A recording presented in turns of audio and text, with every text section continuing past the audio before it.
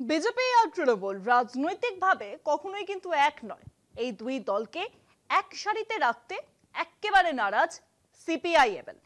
লিবারেশনের সাধারণ সম্পাদক দীপঙ্কর ভট্টাচার্য তিনি মনে করেন বিজেপিকে আটকাতে বাংলাকেই রুখে দাঁড়াতে হবে। তৃণমূলকে নিয়ে সিপিএম এর মূল্যায়নও ভুল বলে দাবি করেছে লিবারেশন। দীপঙ্কর মনে করছেন বিহারের ফলের প্রভাব বাংলা নির্বাচনে পড়বে না। রাজনৈতিক প্রতিপক্ষ হিসেবে তৃণমূল এবং বিজেপিকে একসারিতে বসাতে নারাজ দীপঙ্কর ভট্টাচার্যের লিবারেশন। 2026-এর বিধানসভা নির্বাচনের আগে রাজ্যের রাজনৈতিক সমীকরণ নিয়ে তিনি বলেন, সিপিআইএমএল লিবারেশন এখনো বিজেপি ও তৃণমূলকে এক করে দেখে না। স্পষ্ট করলেন দীপঙ্কর, রাজনৈতিক প্রতিপক্ষ হিসেবে বিজেপি তৃণমূল এক সারিতে নয়। বিজেপিকে আটকাতে বাংলাকেই রুখে দাঁড়াতে হবে। তৃণমূলকে নিয়ে সিপিএম এর মূল্যায়ন ভুল ছিল। বাংলার সরকারের বিরুদ্ধে আন্দোলনে আছি, কিন্তু সব ঘেঁটে একাকার করে দিই না।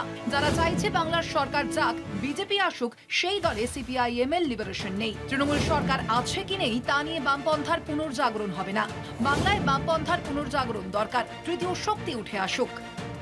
2026-এর আগে ফের নিজেদের অবস্থান স্পষ্ট করল লিবারেশন। তৃণমূলকে নিয়ে সিপিএম এর মূল্যায়ন ভুল ছিল, তা আবারও বোঝালেন দলের সাধারণ সম্পাদক দীপঙ্কর ভট্টাচার্য। বিজেপির সঙ্গে তৃণমূলকে এক সারিতে রাখতে কখনোই রাজি নয় সিপিআইএমএল লিবারেশন। দীপঙ্কর ভট্টাচার্যের মতে বাংলায় বামপন্থার পুনর্জাগরণ দরকার। তৃতীয় শক্তি উঠে আসুক। লোকসভা ও বিধানসভায় শূন্য হওয়ার পরও এখনো বিজেপির সঙ্গে তৃণমূলকে একই লাইনে রেখে চলছে সিপিএম নেতৃত্ব।